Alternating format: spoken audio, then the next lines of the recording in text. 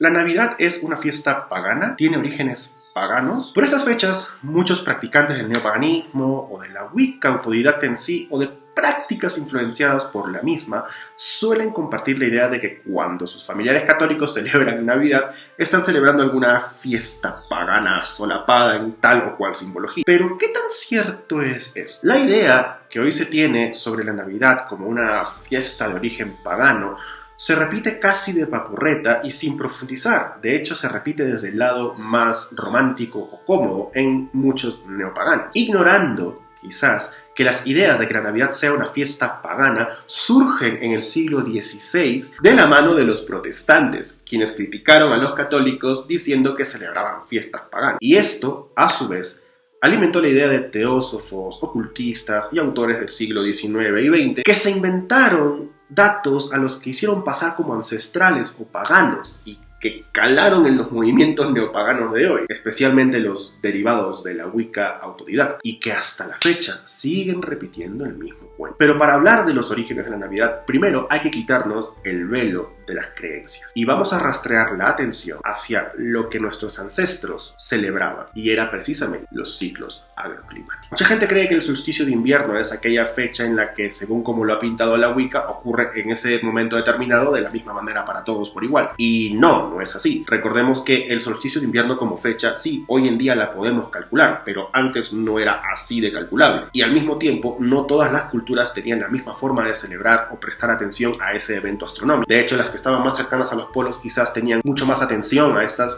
fiestas porque en efecto era más evidente el paso de una estación a otra, o el paso de días cálidos a días fríos o de días luminosos a días oscuros. Pero en regiones más cercanas al Ecuador o desérticas no era tanto así, y de hecho había otros factores para contabilizar el tiempo, y era justamente para contabilizarlo en función de las cosechas. En el caso de Egipto, por ejemplo, se contabilizaba por la crecida del Nilo. Por tanto, no es cierto que todas las culturas del mundo hayan tenido la misma atención sobre el solsticio de invierno. A esto también sumarle que el solsticio de invierno no ocurre para todo el planeta por igual. De hecho, ocurre para una de las mitades del planeta, mientras que la otra celebra el de verano, y 6 meses después cambia la cosa. Pero vamos a centrar nuestra atención en la zona que nos compete, la zona del Mediterráneo y el Egeo. Como se encuentran en, digamos, una región muy similar en cuanto a climas, era evidente que la forma de mirar el tema del solsticio de invierno podía haber sido muy similar entre cada una de las culturas, y por ende sus mitos pueden haber tenido también ciertas similitudes al respecto. Pero recordemos, nos encontramos en el siglo II de nuestra era, un siglo en donde aquella región del Mediterráneo y el Egeo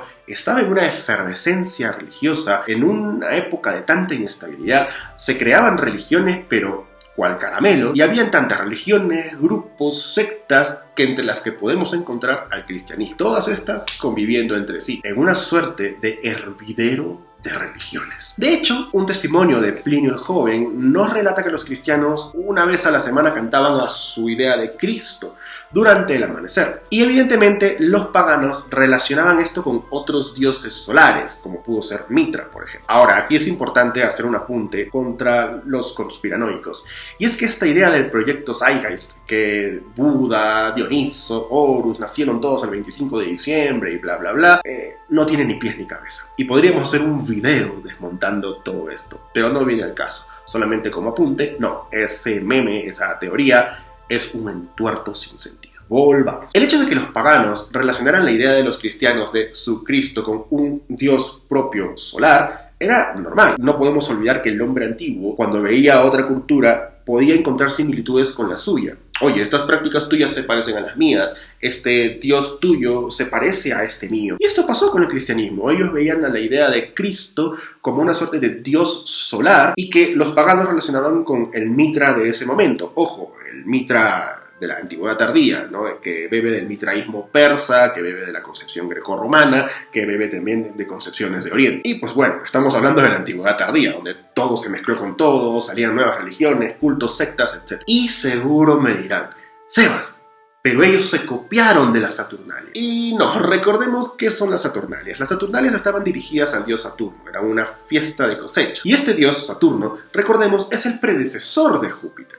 Júpiter es una deidad ordenadora que representa el paso al mundo civilizado, mientras que Saturno estaba previo a eso. Cuestión que entre los días 17 y 23 se celebraba la cosecha, y este momento en el año en el que te podías salir de ese mundo ordenado, ¿no? Pero era un momento en que podíamos romper los parámetros del mundo civilizado. Y al tener cosechas en abundancia, pues se demostraba esta abundancia compartiendo, intercambiando la cosecha con los otros. Quizás por ahí tenemos el indicio de aquella tradición de repartir regalos el día de hoy.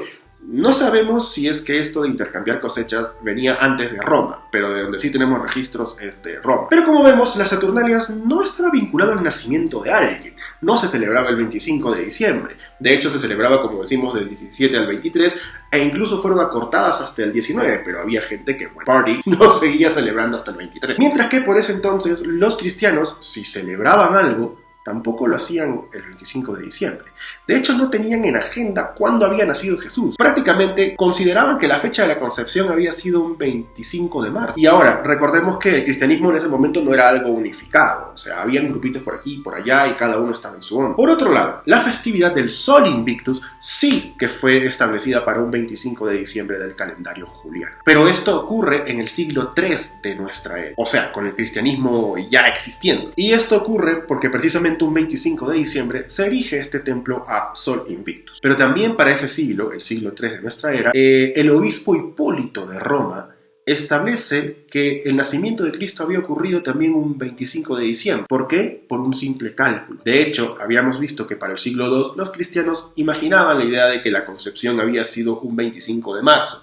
Cuestión que Hipólito hace el cálculo, 9 meses de embarazo, entonces tiene que nacer en diciembre. Y luego es el siglo IV de nuestra era, con Teodosio I al poder. Recordemos que Teodosio I es el emperador que establece por temas netamente políticos, que la religión oficial del imperio sería el cristianismo. Es ahí cuando también se establece o se oficializa lo que decía Hipólito, es decir, que Jesús había nacido el 25 de diciembre. Pero esto no suplantó a las Saturnalias. De hecho, las Saturnalias y la Navidad convivieron por lo menos 200 años más. Pero como vemos, la Navidad era una invención netamente cristiana. No le robó nada a ninguna fiesta pagana. Pero como el cristianismo, y esto lo sabemos por historia, fue ganando adeptos y fue creciendo y desterrando o eclipsando a otras creencias, quedando esta como la máxima creencia, pues evidentemente su fiesta también queda como única en lugar de las otras que eran en su momento coetáneas. Por lo que, como vemos, las Saturnalias, el Sol Invictus y la Navidad eran fiestas que cada uno celebraba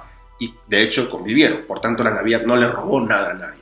La Navidad es una fiesta netamente cristiana. Y seguro me dirán, Sebas, está bien, no fueron las Saturnalias, no fue el Sol Invictus, pero sí fue Yule. Y bien, vamos a tomar este tema con pinzas. Recordemos que las regiones nórdicas fueron las que más tardaron en cristianizarse. Y de hecho la cristianización no es como pensamos, de un día para otro, sino que fue gradual. Cuestión que cuando los cristianos se encontraban en aquella región, se encontraban, como vimos, con un lugar donde el clima era más frío en invierno. Y por tanto, mientras vivían allí, tenían que acogerse a lo que los mantuviera calientes y sobre todo acogerse al folclore, porque había mucho folclore incluso ya en tiempos cristianos en zonas nórdicas. Es decir, cuando se comienza a cristianizar esa zona, muchas cosas del folclore local se mantuvieron. Y el cristianismo pues también las practicaba porque de una u otra manera eran parte del folclore. Por tanto, no es raro pensar en algunos elementos que hayan podido conservarse para el solsticio de invierno, como el tema del muérdago, como las cabritas estas, porque eran parte del folclore. Pero ya no se practicaban con tintes religiosos, sino que eran parte del simbolismo que ocurría incluso dentro del cristianismo en aquella región. Pero de estos símbolos, mucha gente cree que tanto el tronco de Yule como el árbol de Yule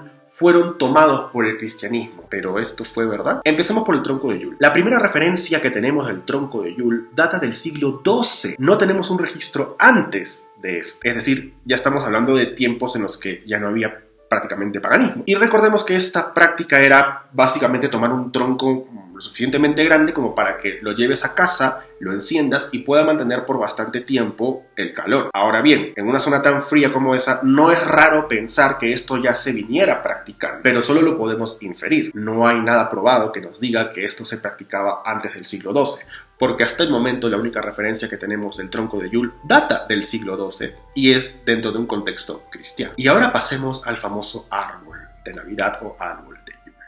Mucha gente cree que esto fue algo que tomaron los cristianos para suplantar el tema del Yggdrasil y todo esto, pero no es así, ya que la primera referencia que tenemos del árbol de Navidad data del siglo XVI, o sea, paganismo cero. Pero esta práctica de tenerlo dentro de casa, decorarlo, cantar a su alrededor, recién la tenemos a finales del siglo XIX en un cuento escrito por el autor Henry Van Dyke titulado The Oak of Geismar, donde Van Dyke cuenta que Bonifacio le dice a las personas que corten un pequeño abeto, lo lleven a casa y que represente a través de sus hojas verdes, hojas perennes, la esperanza de vida, que se cante alrededor de él, que la forma que tiene pues recuerde la elevación a Cristo y bla bla bla. Por tanto, las referencias que tenemos del árbol están dentro de un contexto cristiano, ya que no tenemos ni un solo registro, a pesar que Internet te diga que sí, de que esto haya sido practicado por culturas precristianas. Por tanto, el árbol de Navidad, hasta la fecha,